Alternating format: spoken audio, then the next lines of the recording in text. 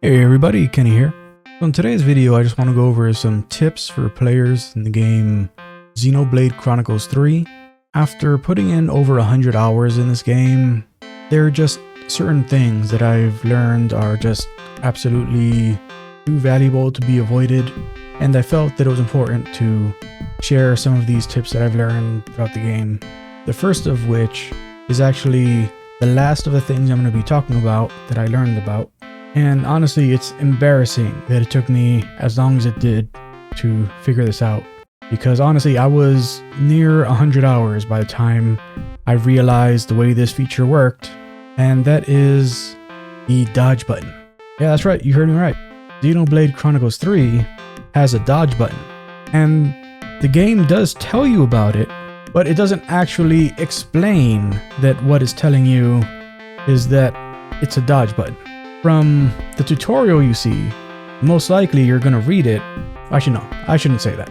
If you're like me, then most likely you're going to read that tutorial and you're going to think that it's like a quick way of doing the sheath, which is when you hold the A button down and you put your weapon away so that you could jump around the environment in order to reposition yourself because, you know, certain encounters are just done in a way that if you actually want to be able to get on the same level as an enemy, you do need to actually scale mid-combat, which you can't do if you're in combat stance.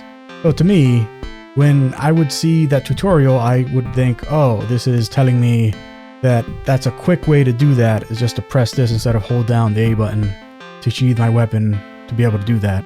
But I would use that so rarely that it never even occurred to me to even try using the right stick. But around 90 hours in, I accidentally pressed it mid-combat because I had been using it to check the map whenever I was filling out areas, trying to get all of the fog of war off of the map.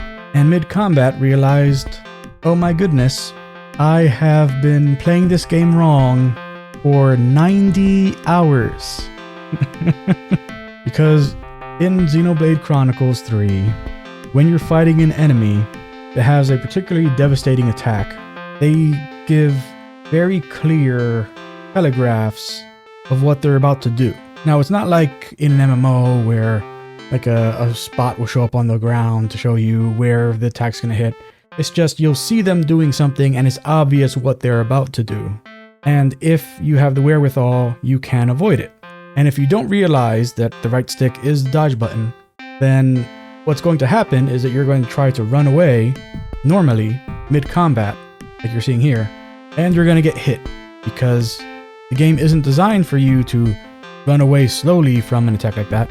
It's designed for you to hit the dodge button to quickly get out of range so that you won't get hit by the attack, which a lot of these attacks have a massive range. Like you'll get hit by stuff that you'll be thinking, did that really hit me? I mean, I'm seeing where this guy is, and this hitbox must be amazing for that to have hit me. But when you see these things happening, you will need to get very far away, and very rarely will you actually successfully get far away if you're moving at normal speed. So something to definitely get accustomed to is hitting that R stick mid-combat to quickly move around the battlefield. And trust me, like, it will become second nature very quickly, despite how awkward that is to be pressing in a joystick while you're mid-combat. It is something that like you will get accustomed to doing, and you will find yourself jetting in and out of combat to avoid these big attacks, as the game was intended for you to play that way. But the developers did a very terrible job at tutorializing it so players understood how massively vital a component of the gameplay it was. And honestly, it should have been in that opening section, like when they're first teaching you, yeah, auto attack, standard arts, talent arts. Along with those, it should have been telling you, do this or die. It should have been doing that to force players to have to do it at least once at the beginning of the game. So you understood that you could do it, but unfortunately they didn't. So if you're anything like me and you're watching this video and you've already put in over 50 hours, and I feel for you. Like, it sucks to learn so deep in that you've been playing the game wrong, and I definitely played the game very wrong. Oh, so wrong. And another thing that, I'm going to show it here while you're using that dodge. Like, if you want your entire party to survive and not just the character you're controlling, then obviously, press the tactical menu button, press follow me, and then do the dodge away, because they'll all do it. Every character, you'll actually see them doing it mid-combat. If you're paying attention to what your other characters are doing, you will see them using it themselves, which is annoying because the AI is very dumb in this game. So a lot of times you'll see them do incredibly dumb things that get themselves killed, and then upon reflection, watch it and go, if you could do that, why weren't you doing that? Yeah, but definitely the dodge button, most important thing above anything else I'm gonna have to say the rest of this video. The next thing I want to mention is about fostering classes. Now, I'm not going to be showing any spoilers for what classes exist in the game. I just want to explain that when you complete a hero mission that unlocks a class to be used by whichever character was chosen as the fostering character, the way that the rest of your party learns how to use it has to do with the level of the enemies that you're encountering. The game doesn't tell you this. There's nothing in the game that explains, oh, if you're fostering a class, then no one will gain any progress in unlocking that class unless you're fighting enemies of your same level. Nothing explains that in the game. But I learned after I got the first hero class in the game, when I unlocked the next 2 hero classes after that, I realized that I went like 12 hours without anyone else learning those classes. I spent the full 12 hours without advancing at all, because at that time I had leveled far enough past the story content that none of the enemies I was fighting were within the level of my party. So I was making no progress at all. And it didn't occur to me, like I said, for about 12 hours. Then I realized that, oh, is this something that you have to be within your level for everyone to gain progress? And then I went, fought a bunch of enemies at my level. Went, yeah. Immediately, I pretty much mastered but unlocked these classes with most of these characters just by doing half a dozen combat encounters with enemies of my level after I spent 12 hours not progressing at all. So it's very annoying that that it's done this way without explaining that to the players. But it is what it is.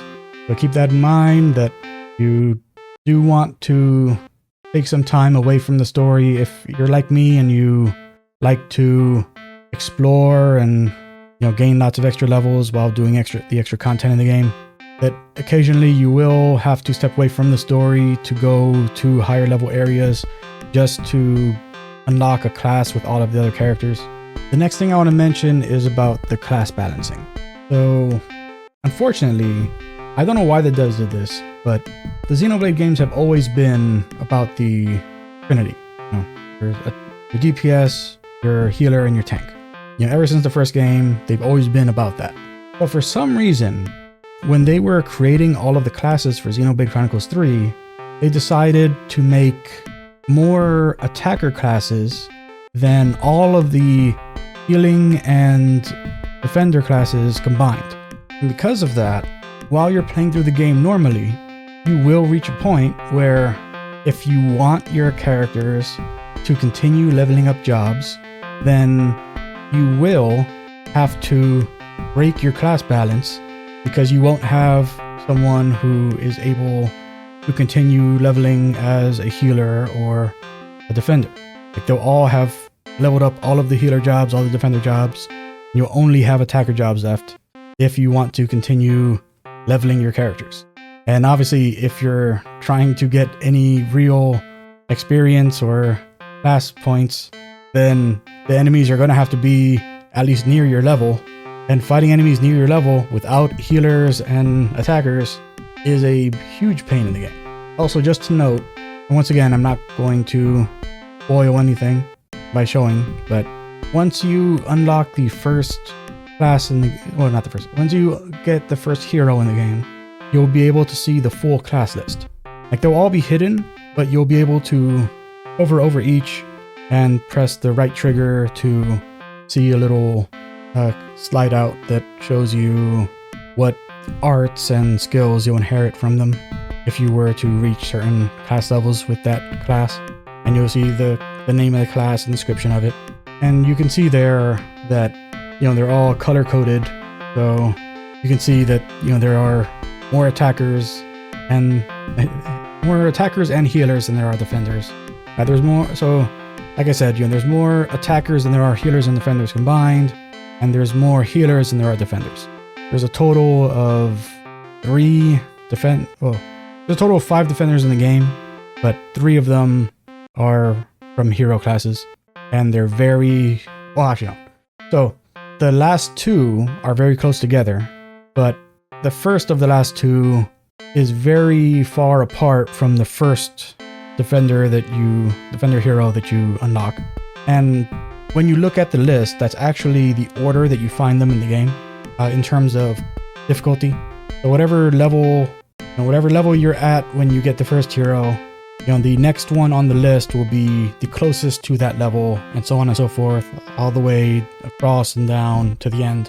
So if you haven't entered an area, haven't explored an area because it's at a higher level than you are, but you can see that there's a little question mark in that area, then most likely that's a hero quest that you can go and get once you're of the right level to go there. And it will be the correct class to unlock down that list based on whatever level the previous hero mission was that you did. Now, this next thing I'm going to go into kind of plays into the class balancing, but I'll explain that at the end of this next part. So I want to go into the Nopon Coins. Throughout Xenoblade Chronicles 3, you'll find both gold and silver Nopon Coins. You'll find them in these chests with the little Nopon swirl thing on them, though sometimes they'll be in the other kind of little barrel chests that don't have the Nopon thing on it, and won't be in the one that has the Nopon thing on it. Like, I'm not sure if, like, when I found those, if it was, you know, a mistake when distributing those throughout the world, or if it was done intentionally because of the area where I found it. I don't know. But generally, you know, you'll find both silver and gold Nopon coins in those little swirl containers. You'll find them from beating unique monsters throughout the game. You'll receive some coins from completing the request cards, and you'll receive some coins from completing side quests. And the reason I mention this is because you will receive a ton of these things. Now, the gold ones, not as much, but the silver ones, you will find so many of these that even though the cap is 99, you will hit that cap so fast that you won't believe that there are that many in the game. Now, the reason for these coins is that there's this merchant that you find in this region here, and from this merchant, you can purchase some accessories using the coins. Now, from the cost of these, you would think, oh, I really need to hoard these because I want to get these items because they're obviously so rare. But what you're seeing here, where you see that I already have some of these, the gold ones, I didn't buy these from the merchant. Like, you can actually find the stuff on this list just from playing through the game. I don't know where I found them. You know, there's a million chests in this game. I found these somewhere just from playing through the game. Trust me, you'll find it as well. Because there's just so many containers in this game, so many places to get loot. I mean, I'm assuming this probably came from a boss fight. I don't know for certain because I didn't notice when I got this. I didn't notice till very long after the fact because you're looking at your inventory, it is chaos, and that's how it's going to be. But because of that, you know, like, you can very much prioritize, okay, I really feel that getting this particular accessory is vital So I definitely want to make sure I get it in my playthrough. And you'll be saving up, and for me, I was saving up the gold to be able to buy this one that that I mentioned that I found throughout the game, while trying to accrue enough of those coins to be able to buy this. I just happened to find one somewhere.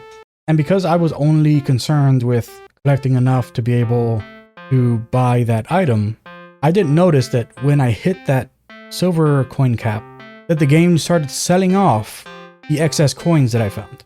So you'll hit the cap, and then the game will just start selling them off and just giving you currency for them. And that trade-off is awful. I have no idea what the quantity of the currency is that you get for them selling off these coins, but I guarantee you it is not worth what you lost, because the currency in this game is worthless. Over 100 hours in, I have bought stuff from every single merchant in the game and have millions of currency and nothing to spend it on, because there's no reason to spend money in this game. And the most valuable thing you can spend money on is using the Piranha Hulk machine things to spit out a bunch of items. That's the most value you can get out of the money in this game. Because I guarantee you, you will be able to buy anything, anything that costs money, you'll be able to buy it. And you go, okay, I bought the things that I actually wanted, but I'm still getting so much money from everything in the game. So it doesn't matter that that thing cost 50,000. It doesn't matter that I spent 20,000 on this vegetable.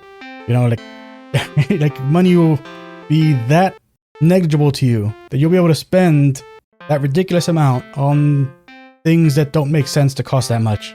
And just passingly, oh yeah, I ran into this merchant, I'm just gonna spend this money on this just to get my stock evened out, without even knowing if I'm ever actually going to use these items for anything. I'm just going to do it just to make sure I have them, and it won't make a dent. In the beginning, it's going to seem like, oh, money is tight. Like, you know, I can't just be spending money, but you absolutely can. Like, the money means nothing.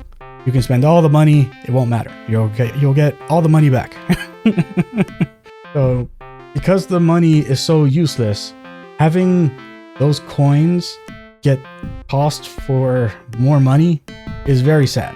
So definitely, you know, my personal recommendation, if you are above 90 silver coins, so anywhere between 90 and 99, then I recommend doing one of two things. Go to a camp and just use the coins to, you know, to have Manana cook a recipe that you don't want to spend any of your items on making, or use it to upgrade a class for one of your characters. This is why I put this section after the class balancing, because I feel that like the best way to offset the balancing of the classes in this game is actually to use the silver coins whenever you have excess. Just use silver coins to upgrade attacker classes for, you know, one of the characters. You know, pick a character that, you know, is behind the other characters as far as, you know, total class levels go. You go, okay, I'm going to have you level up the, you know, like 1 or 2 ranks in this attacker class now, and just like do that as you go. And trust me, that will add up. Like, you will get to a point where like, you are caught up on the attackers by having done that, because you do find that many silver coins in this game. You will buy whatever accessories you want from this guy, from this little troop of Nopon. You will buy whatever it is you want to buy with silver coins. Like, okay, I don't really have a reason to buy more than this stuff, and I'm already at the cap already. What else can I do with it? And that's what you can do with it. It's the best thing you can do with it that I know of. I haven't found any other reason to use Nopon coins in the game other than, you know, buying more accessories from that merchant, spending them to cook some food, or upgrading classes. I haven't found any other reason to use them in the game. I'm not saying there aren't any. I'm just saying over 100 hours in, I haven't found it. Take that for what it is. And the last thing I want to mention is the favorites. Now, favorites, obviously, this isn't a Xenoblade Chronicles thing. This is a feature that exists in any game where the developers realize, oh, we suck at creating filters.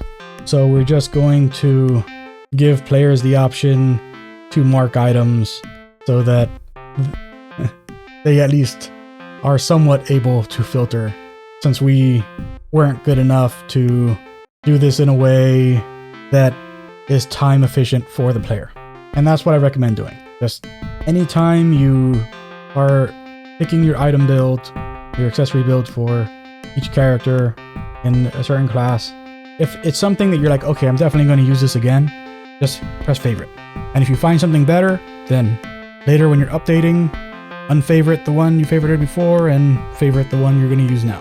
Then you can just filter them all by the favorites, and you save yourself a ton of time doing this. Like, trust me, it saves you a ton of time to just mark the stuff that you know you're going to use, and then occasionally just, look through the massive amount of items. And what you're seeing here, I've sold a lot of items. I've sold a lot of items so I didn't have to do this. And after selling so many items, I still have to cycle through so many items when I'm looking through all of the new stuff that I haven't seen before, that I've gotten from like battles and loot chests and things. It's just, you get so much stuff. There's so much stuff. But yeah, definitely use the favorites. It may seem like, oh yeah, that's an obvious thing, but trust me, it's like, it'll seem like, oh yeah, I don't need to do that. That's not a necessary thing, until you get so far in that you start thinking, I should have been using this the whole game, and I hate myself not having been using this the whole game. Anyways, that's it for me. Thanks for checking out this video. I hope that this has helped you out, and I hope you have a great day. Bye.